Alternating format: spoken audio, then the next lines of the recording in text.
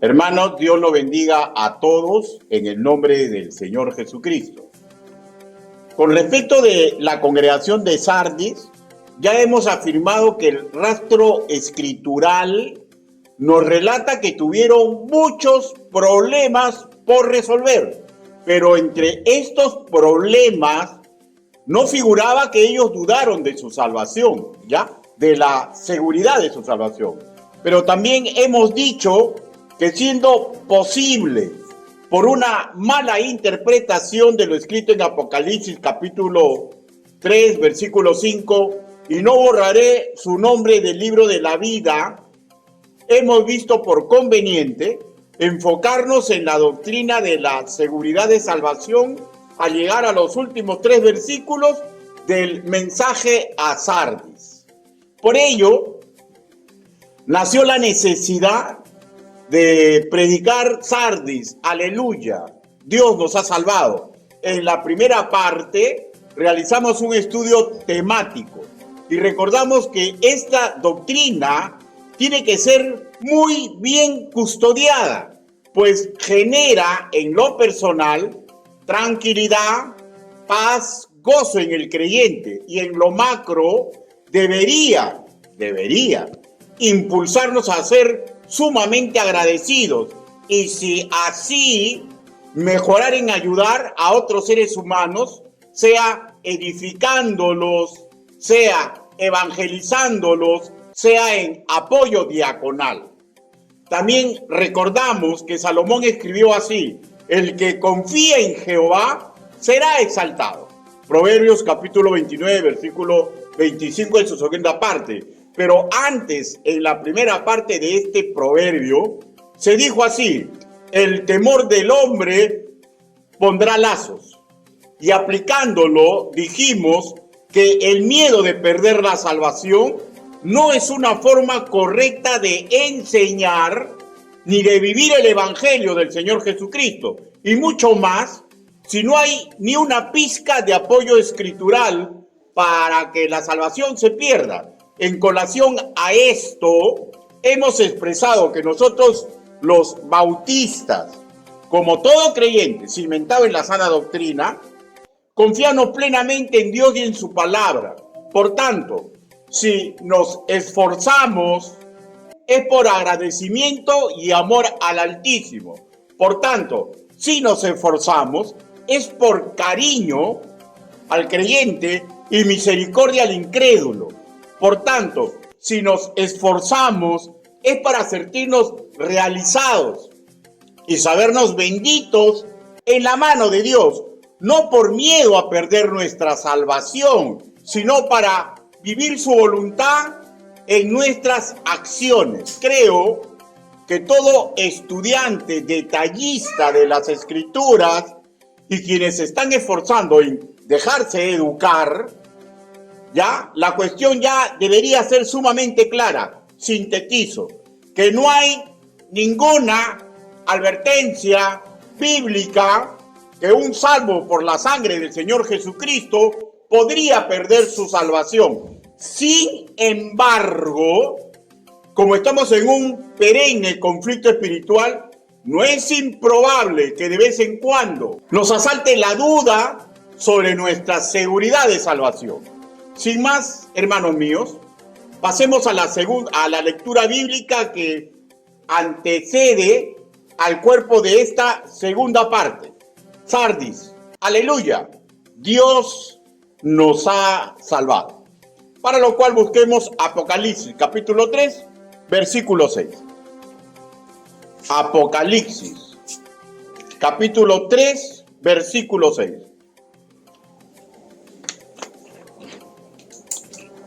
Si ya lo ubicó,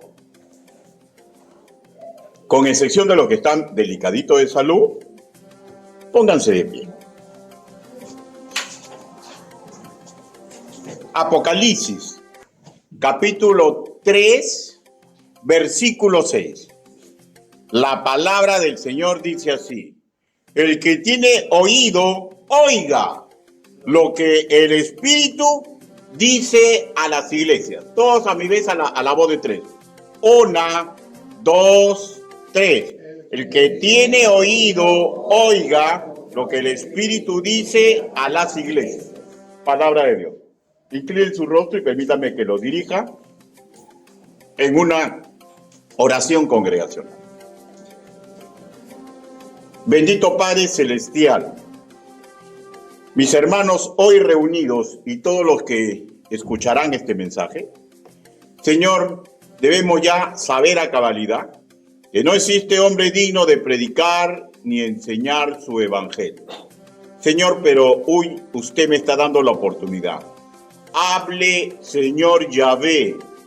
Utilice el sonido que sale de mis cuerdas vocales, Señor, para transmitir, cimentar, mi Dios Santo, por intermedio de la labor de la persona divina del Espíritu Santo, que la salvación no se pierde. Ayúdenos, Padre, por favor, en todo lo que vayamos a expresar para su gloria y su honra y en beneficio de sus hijos, Señor. Así le pedimos, así le suplicamos, en el nombre del Señor Jesucristo. Amén.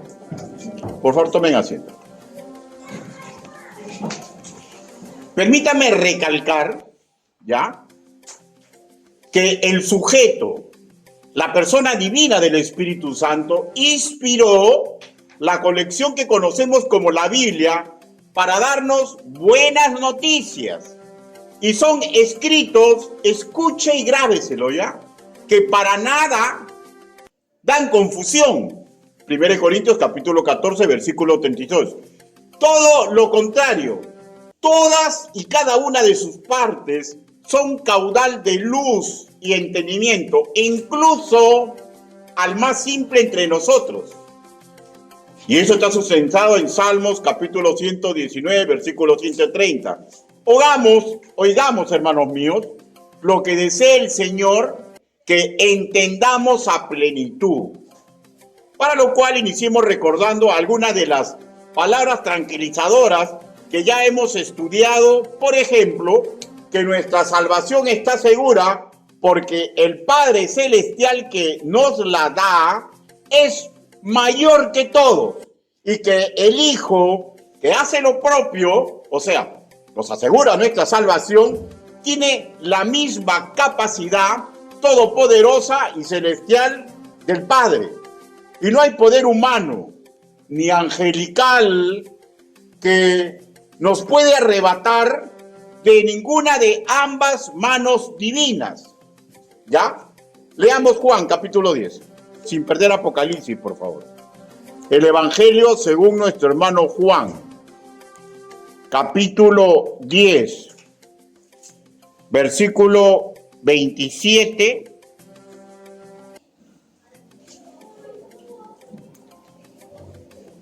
al 30. ¿Lo tenemos? Y la palabra de nuestro Señor dice así: mis ovejas oyen mi voz, y yo las conozco y me siguen, y yo les doy vida eterna, y no perecerán jamás, ni nadie las arrebatará de mi mano.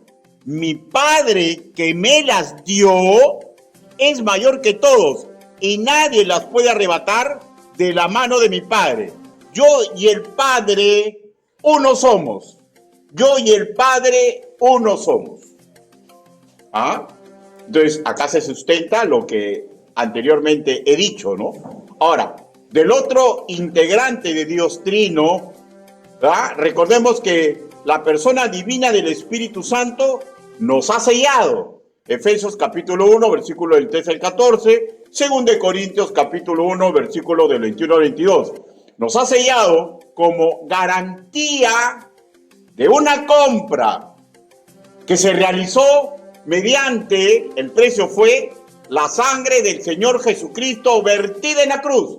Y las arras que él pone es un adelanto, es un acto de seguridad por una compra que ya se ha hecho, ¿no? El paragón es cuando usted quiere asegurar un producto, ¿no da una cuota inicial? Bueno, pues. Y a su vez, el Espíritu Santo mora en nosotros, los nacidos de nuevo, por toda nuestra estadía en este mundo, cumpliendo así la promesa del Señor Jesús que dio antes de regresar al tercer cielo. Mateo capítulo 28, versículo 20, que dice así: nunca me apartaré de ustedes. Y esto se da no en su persona, porque Él está sentado a la diestra de Dios Padre. Se da en la persona del Espíritu Santo que mora en nosotros. También está la promesa que nadie ni nada nos podrá separar del amor del Altísimo, que es en el Hijo Divino. Veamos una interrogante que nos debe llevar a meditación. Parece está puesta ya. No es que dude el apóstol, sino es una forma literaria de llevarnos a reflexión, las interrogantes. Vayamos a ese interrogante. Romanos capítulo 8, versículo 35. Romanos.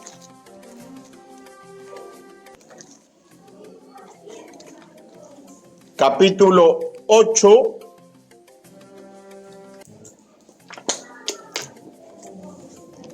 Versículo 35.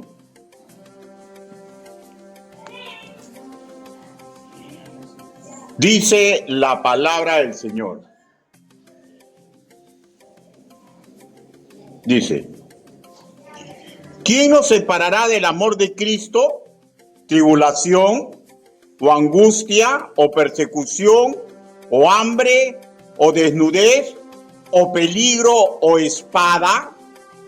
¿Ya? Y luego, en el versículo 36, nos recuerda una realidad, que hay sufrimiento por servir a Dios, que hay sufrimiento por servir a Dios. Versículo 36, como está escrito: por causa de ti somos muertos todo el tiempo, somos como corderos, somos contados como ovejas de matadero, ¿ya?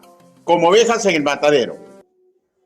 Y en el versículo 37 y al 39, hermanos míos, establece ese vínculo, que es imposible que algo nos separe del amor de Cristo. ¿Ya? La respuesta. Romanos 8, 37 dice: antes, en todas estas cosas somos más que vencedores en este mundo y en el venidero también, por medio de aquel que nos amó, por lo cual estoy seguro que ni la muerte, ni la vida, ni ángeles, ni principados, ni potestades, ni lo presente, ni por lo venir, ni lo alto, ni lo profundo, ni ninguna otra cosa creada nos podrá separar del amor de Dios que es en Cristo Jesús, Señor nuestro. O sea, lo que estamos leyendo, hermanos míos, Pablo como maestro guiado por el Espíritu Santo y por su enseñamiento, primero establece una pregunta, ¿ya?, para llevarnos al raciocinio. No es que él dude, y después nos da la certeza que era propia de él, de todos los apóstoles, de todos los de la iglesia primitiva que estaban en la sana doctrina, y que es propia a todos los que hemos sido criados con las sanas palabras del Señor Jesús. ¿De qué estamos hablando? Palabras tranquilizadores, que hay una imposibilidad de que nada de lo creado, nada de lo que existe, nos puede separar del amor de Cristo. Y todo esto, hermanos míos, inicia cuando todo creyente acepta a Cristo como su Salvador personal y Señor de su vida, y nos volvemos su familia espiritual. Permítame que les lea Juan, capítulo 1, versículo del 12 al 13. Mas a todos los que le recibieron, a todos los que creen en su nombre, les dio potestad de ser hechos hijos de Dios, los cuales, o sea, un hijo de Dios no es engendrado de sangre, no fue cuando hubo coito entre sus padres biológicos, ni de voluntad de carne, no es porque él diga que él es hijo de Dios, ni de voluntad de varón, no es porque la persona que predica diga yo voy a hacer que reciba a Cristo, sino de Dios. Repito, nada de la salvación por hechura humana. Dejemos de lado, hermanos míos, este breve recuerdo de la primera parte de Sardis. Aleluya, Dios nos ha salvado, y entremos a analizar Apocalipsis capítulo 3, versículo 4, pero vayamos paso por paso, ¿ya? Y el versículo 5 lo vamos a dejar, si Dios lo permite, para la próxima semana. Vayamos a Apocalipsis, capítulo 3, versículo 4. Apocalipsis, capítulo 3, versículo 4. Y leamos solamente la primera parte y luego permítame que le explique. Dice, pero tienes unas pocas personas en Sardis que no han manchado sus vestiduras. Otra vez, pero tienes unas pocas personas en Sardis que no han manchado sus vestiduras. Cuando leemos, tienes unas pocas personas, implica un remanente, un grupo de creyentes que mantenía, y en cualquier época de la historia remanente se refiere a un grupo que tiene una correcta intimidad con el Señor. De otro lado, preguntémonos y razonemos con la lógica sobre esta figura literaria que aquí se usa, vestiduras blancas. Escuche y razone. ¿Es posible dedicarse a algo y no ensuciar para nada nuestro atuendo? La lógica indica que por más pulcro que sea la persona que está con un atuendo, algo de suciedad se va a agregar a su vestidura. Ahora, recordemos que el remanente en Sardis fue fiel, pero no fueron perfectos, porque ningún nacido de nuevo lo es. Cuando se afirma, no han manchado sus vestiduras, en el contexto implica que ellos no ameritaron la seria ramada de atención de parte del Señor Jesús, pero eso no implica que ellos no lucharon. La lucha por mantener inmaculada las vestiduras de un creyente duran toda su vida en este mundo, ¿ya? Toda la vida en este mundo. Lo mismo con ellos, lo mismo con nosotros. ¿Y saben por qué, hermanos míos? Porque todo creyente, y hay el rastro bíblico, que algún día va a ser pedido para ser zarandeado. Que algunos pasarán esa prueba del Señor, y algunos no la pasarán, algunos podrán resistir tentaciones y algunos no. Pero todos vamos a ser zarandeados. Lucas capítulo 22, versículo del 31 al 32. De hecho, a ninguno de este remanente le habían salido alitas, ¿ah? Estas palabras, no han manchado sus vestiduras, repito, no implica que los que integraron este remanente no cometían pecados, sino que, repito, no ameritó, ni ameritaba disciplina eclesiástica, ni la serie llamada que el Señor estuvo haciendo en aquel momento. Y esto es claro, era porque ellos tenían una buena intimidad con Dios. Y los que tienen una buena intimidad con Dios, no solo saben, también de hecho practican rápida y cotidianamente el método escritural que enaltece y dignifica a un creyente. ¿Cuál es ese método? Al que se humilla, Dios lo enaltece. Humillarse pidiendo perdón. Y así, lo percudido de sus vestiduras, pecado cometido, por acción divina, al ser perdonados, regresaba a ser inmaculada. Busquemos Primera de Juan capítulo 1, versículo 9.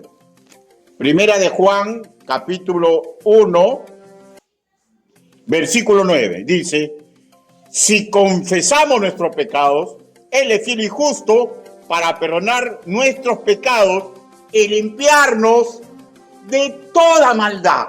Y limpiarnos de toda maldad. Método general para todo creyente en Cristo Jesús. Ahora, el comentarista bíblico de ascendencia judía, natural de Polonia, David Guzik, nos recuerda un poco del contexto histórico. Él relata que era común en los habitantes del mundo antiguo que estaban dentro del Imperio Romano, ya que había una prohibición tajante.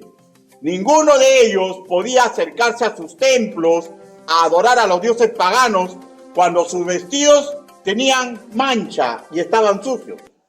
Tenían que ir pulcramente vestidos.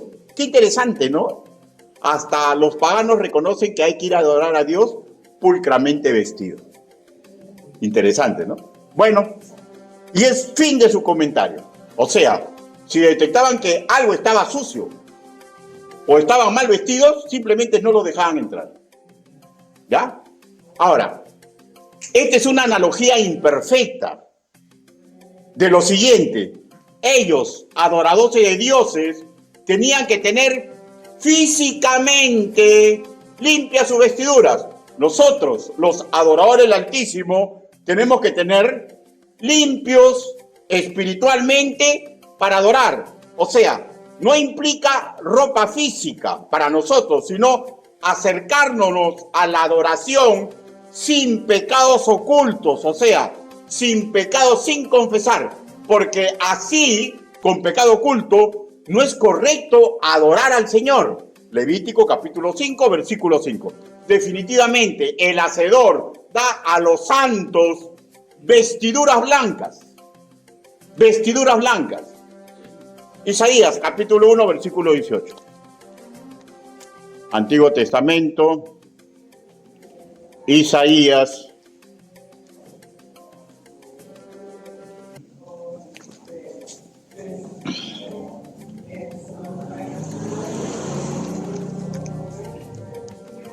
Jeremías, antes de Jeremías, Isaías. Isaías capítulo 1, versículo 18.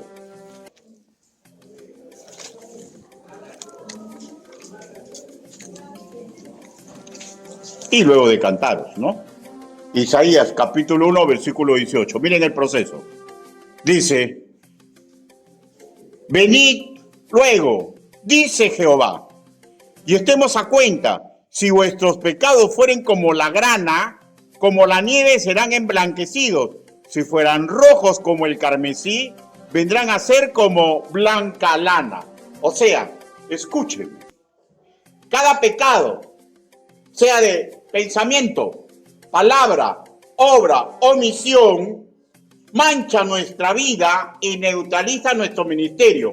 Y cada vez que hay solicitud de perdón con verdadero arrepentimiento, automáticamente hermosea nuevamente a su máxima expresión nuestra vestidura blanca. ¿Ya? Y esta acción divina, acción su limpieza a nuestro favor, siempre es antecedida por el acto que pide cotidianamente el Señor a sus sirvientes. ¿Ya? Leamos Isaías, capítulo 1, versículo del 16 al 17, dice, la acción que él pide, ¿no? Lavaos y limpiaos, quitad la iniquidad de vuestras obras de delante de mis ojos, dejad de hacer lo malo, dejad de hacer lo malo, dejad de hacer lo malo, aprended a hacer el bien, buscad el juicio, restituir al agraviado, hacer justicia al huérfano y amparad a la viuda. O sea, en el contexto, ya, lo que Isaías le está diciendo, le está nombrando puntualmente las cosas malas que ellos están haciendo. O sea, puede ser que usted pueda decir, ¿no? O la persona que escucha esto, pero yo no tengo esos problemas. Está diciendo problemas que ellos tienen. En forma análoga, cada creyente sabe las cosas malas que puede estar haciendo y tiene que dejarlas de hacer. Porque si no, podemos venir al culto hermosamente vestidos. Podemos venir al culto con la colonia o el perfume más caro, más hermoso. Hermano, pero nuestra oración cae por los suelos. ¿Y saben por qué? Porque a nosotros no se nos pide limpieza externa, sino limpieza en nuestro corazón.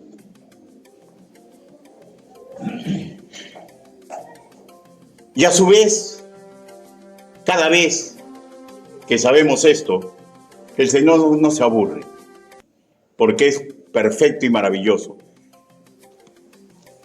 Venid luego, dice Jehová, venid luego.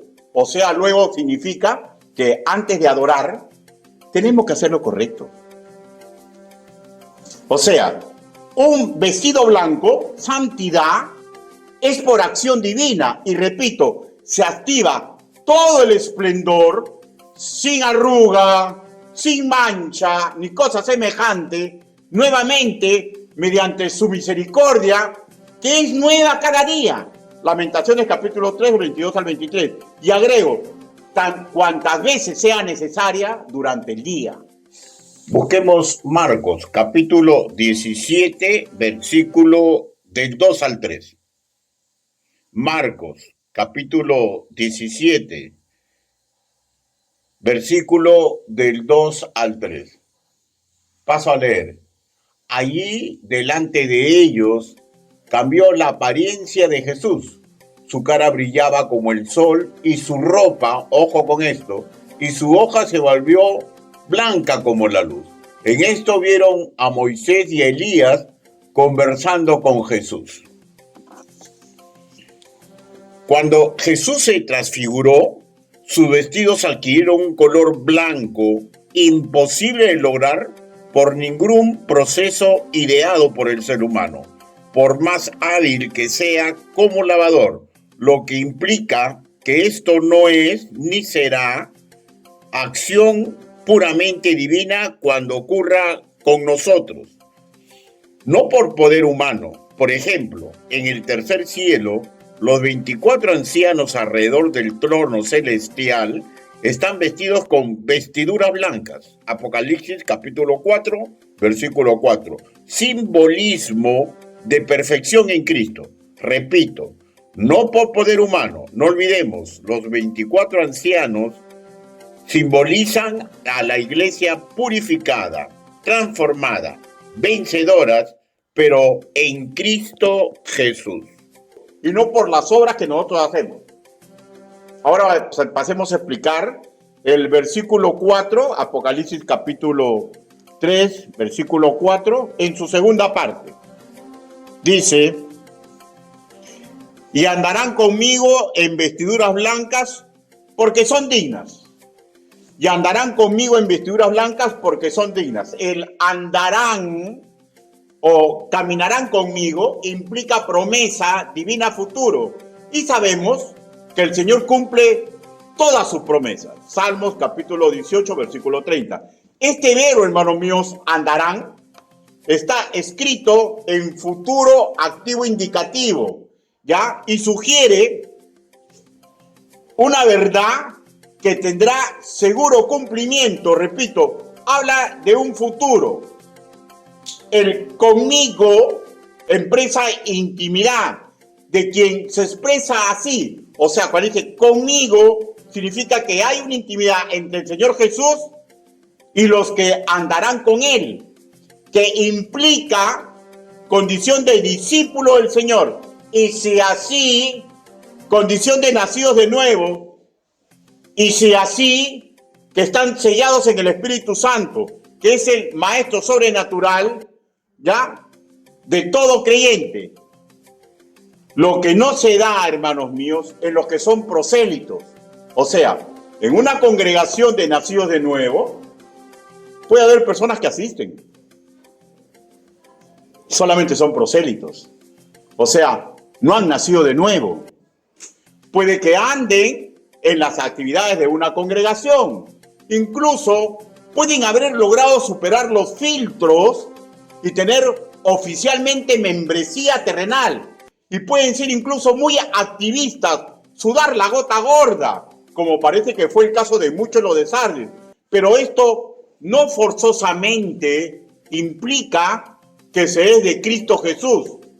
Pues ser de Cristo no es una actividad humana, o simplemente por congregar, o por ayudar en lo que se ayude, ni por formulismos se nace espiritualmente. Forzosamente se tiene que ser sellado en el Espíritu Santo.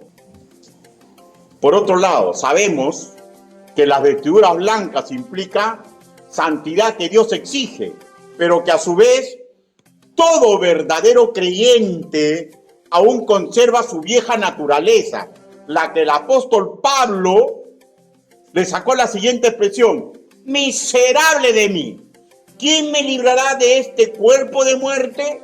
Romanos capítulo 7, versículo 24. Así que, por esa imperfección adquirida por nuestros primeros padres que nos la heredaron, Romanos capítulo 5, versículo 12, en su primera parte, que habla de la naturaleza pecaminosa, ¿ya? Esa naturaleza pecaminosa del pecado original de Adán y Eva, ¿ya? Por esa naturaleza, nosotros solos no podemos mantenernos incólumes. Por tanto, ese nivel de santidad perfecta, que podríamos llamarle la llenura del Espíritu Santo, que se nos dio cuando recibimos a Cristo como nuestro Señor y Salvador, la recuperamos a diario, más de una vez, por el poder misericordioso del Señor Jesús, cuando con un corazón sincero le pedimos perdón por cualquier transgresión cometida. Esta forma de purificarnos espiritualmente solo es un anticipo. Este método, que puede usarse varias veces durante incluso un solo día, va a llegar a su fin cuando se toque la trompeta y seamos convocados en la nube para ser transformados, purificados totalmente en cuerpo y alma. Y nuevamente, exclusivamente por poder divino, sin ningún tipo de ayuda o colaboración humana. Y se cancelará en aquel entonces, por siempre, toda mancha, toda arruga, cualquier cosa semejante de nuestra vestidura blanca. Efesios capítulo 5, versículo 27. Efesios capítulo 5, versículo 27.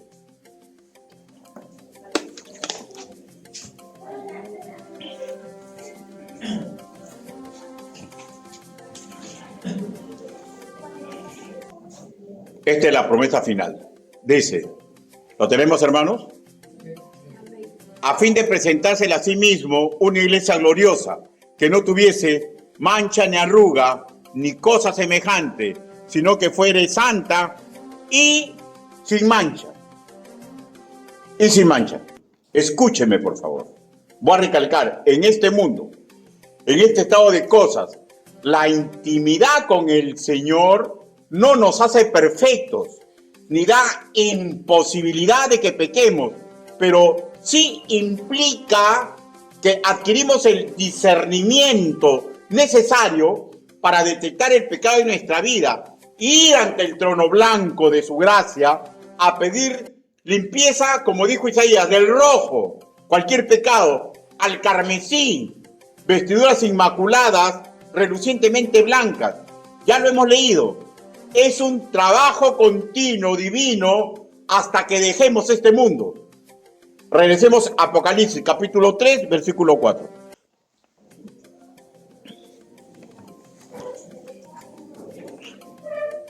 En el final se escribe, porque son dignas, ¿no?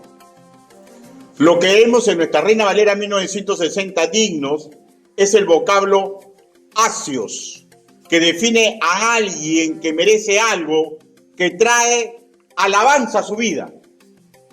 Pero escúcheme ya, si así nomás lo conceptualizamos, todo ser humano que hace algo loable sería digno y como tal andaría con Jesús. Ojo, me estoy refiriendo a la promesa para el final.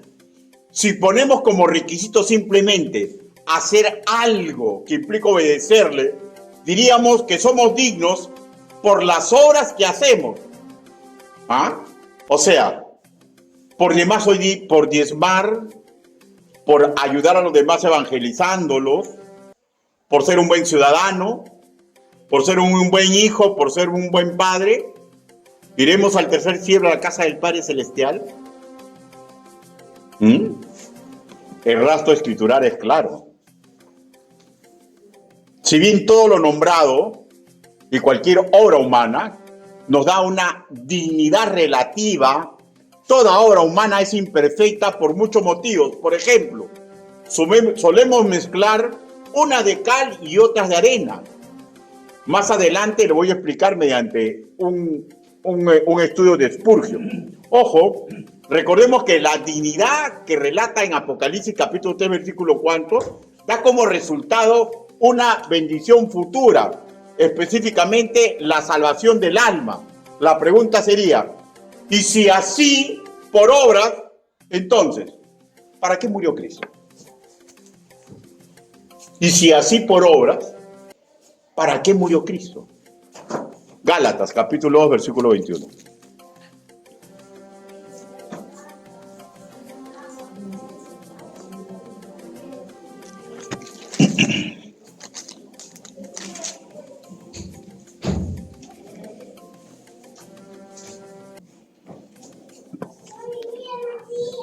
¿Lo tenemos?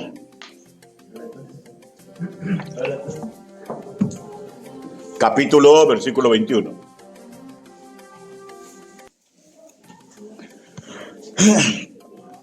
Dice la palabra del Señor: no desecho la gracia de Dios, pero si por la ley fuese la justicia, entonces por demás murió Cristo. Por demás murió Cristo.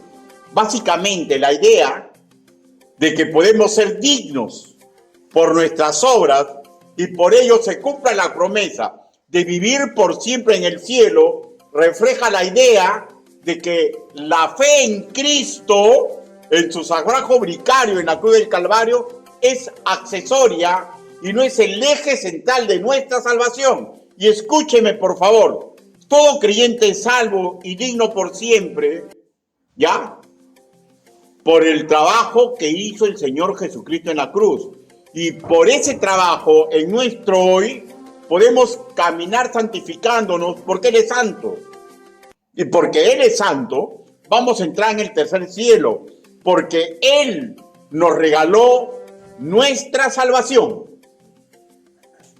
Isaías, capítulo 64, versículo 6. Isaías, capítulo 64, versículo 6.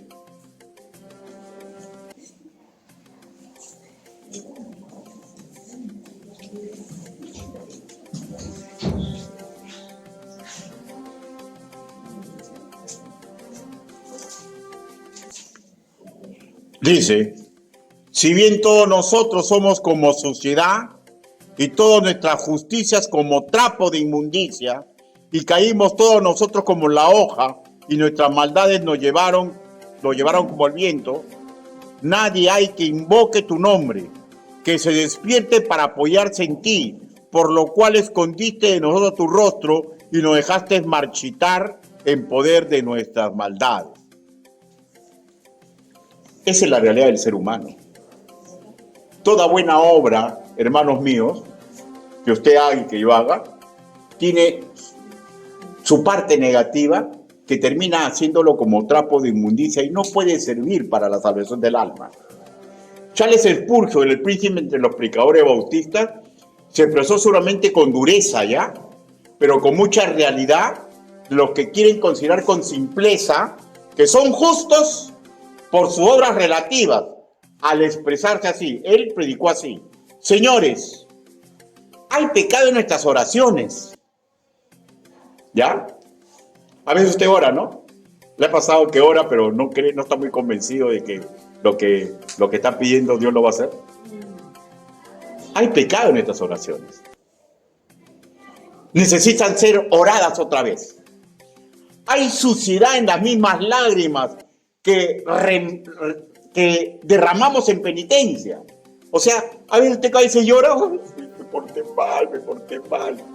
Pero en el fondo usted está llorando, pero no está dispuesto a rehacer su camino. ¿No?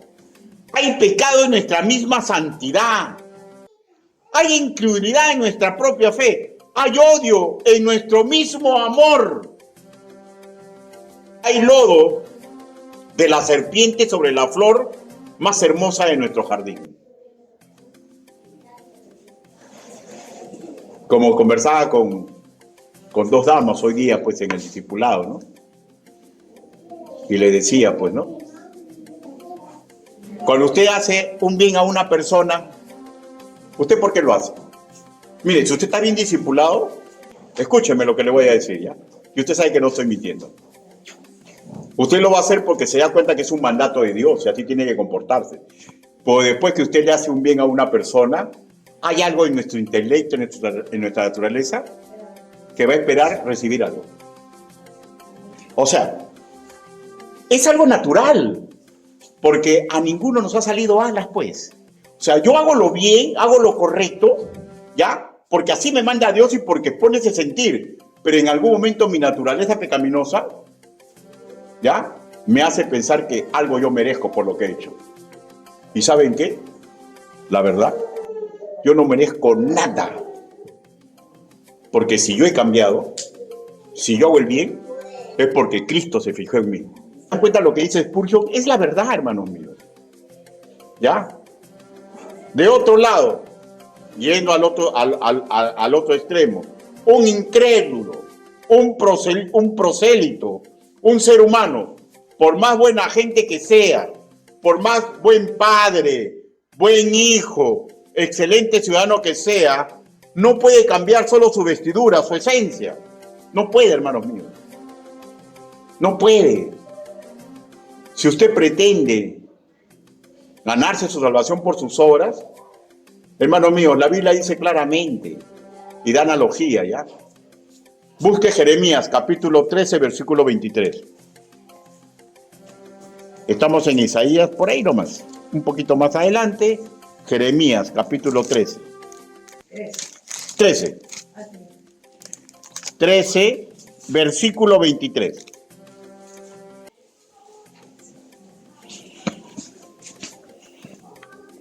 Dice,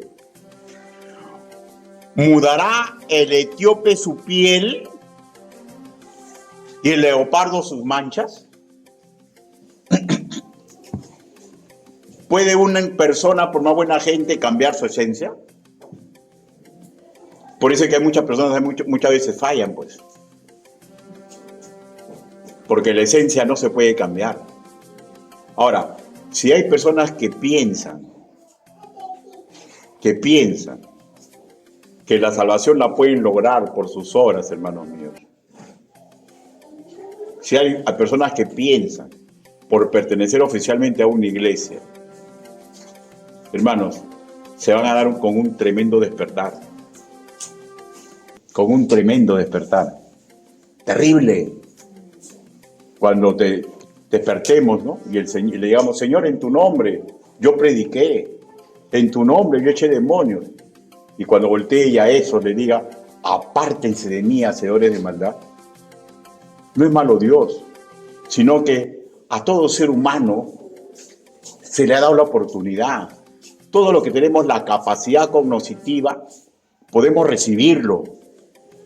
¿Y cómo te das cuenta que lo has recibido? Es simple, porque luchas contra el pecado.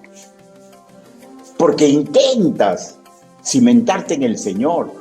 Porque cuando escuchas la predica que revienta tu corazón, porque estás haciendo algo malo, dices, Señor, yo quiero cambiar. Y si tú quieres cambiar, le tocas la puerta a Dios, Dios te va a ayudar a cambiar. Pero si no hay ese sentir, no hay ese hacer, es que simplemente Dios no habla a tu corazón. O puede hacer que hable a tu corazón, pero estás tan rebelde, pero Dios se va a preocupar por ti. ¿Y saben cómo? Porque el Padre disciplina. Y cuando Dios quiere que alguien cambie, lo hace cambiar. ¿Se acuerdan de Jonás? Y era terco, ¿no? O sea, yo nunca conocí un hombre más terco que Jonás, ¿eh? Terco de retercos, mi compadre. Hace que lo coma un animal grande, inmenso. Lo lleva allá y él predica y al final le dice, ya ves, por eso yo no quería predicar, porque tú los ibas a pedir, ibas a hacer que se arrepientan. Él no daba su brazo a torcer, pero así Dios lo usó. No dice más la historia de Jonás, pero no seamos Jonás modernos, hermano. Aprendamos a vivir con alegría las cosas del Señor. Por tanto, solo los que están en Cristo, solo los nacidos de nuevo, pueden lograr ya, mediante el poder del Señor Jesucristo, cambiar la esencia de su vida. Por tanto, solo podemos ser considerados dignos ante Dios, no en base a nosotros mismos, tampoco en base a nuestros méritos, ¿ya? Sino mediante los méritos de aquel que murió en la cruz. Por tanto, hermanos míos, que la gloria sea para el Altísimo, porque Él murió en la cruz para darnos salvación, porque el Espíritu Santo es la garantía de esa salvación, y el Padre Celestial acepta todo esto en cada uno de nosotros, porque no hay desencuentro en Dios Trino. Así que, si ninguna obra humana puede darnos dignidad ni salvación final, de la misma manera, ninguna obra humana ni indignidad que realicemos en este mundo me la puede quitar, porque mi salvación está segura en el Padre, en el Hijo y en el Espíritu Santo. Nuestra salvación está segura en el amor que es en Cristo Jesús, el Hijo del Hombre, profetizado, que vencería a la serpiente, que está en Génesis capítulo 3, versículo 15. El único justo, el único puro, para limpiarnos de toda maldad. Todo integrante de la iglesia, todo miembro del cuerpo espiritual de Cristo puede ser obsequiado cotidianamente con esplendor y limpieza en sus vestiduras, pero por el poder divino. Cuando se humilla y pide renovación, ocurre algo más o menos como dice Salmos, capítulo 51, versículo 10.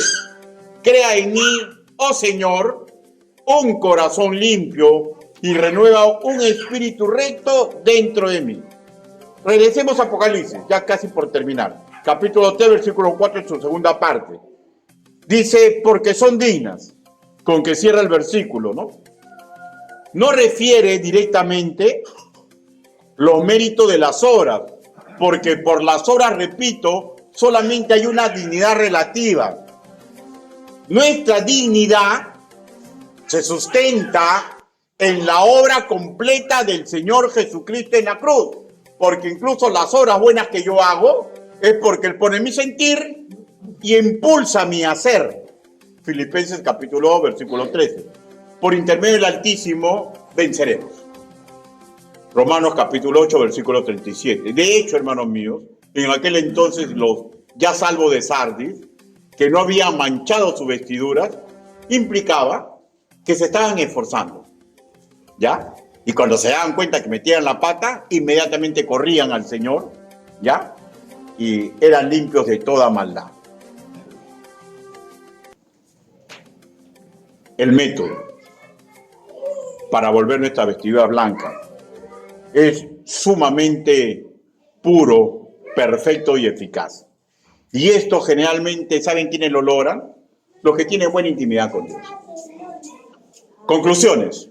Punto número 1. Recordemos, todo creyente tiene capacidad sobrenatural para dignificar su camino. Primera de Juan capítulo 3, versículo 3. Cosa que no puede ocurrir ni con un incrédulo, ni con un prosélito, pues no está en Cristo Jesús. Segundo, nuestras vestiduras pueden mancharse y para regresar a un estado inmaculado es solamente poder del Altísimo, pero tenemos que suplicar por esto. Tercero, somos dignos porque Jesús es digno y esto es lo que nos va a dar entrada al tercer cielo, la casa del Padre Celestial. Por tanto, ya que no puedo salvarme por mis obras, tampoco la puedo perder por alguna obra indigna que yo realice. Y finalicemos diciendo que intentamos ser santos porque Él es santo. Intentamos imitarlo no por miedo a perder nuestra salvación, sino, en mi caso, y yo espero que sea el caso de todos aquellos que Dios permite que yo disipule, ¿ya? Que no tengan miedo y que si se comportan bien es porque están agradecidos y respetan a Dios. O es poca cosa la salvación del alma. Inclinen su rostro. Vamos ahora.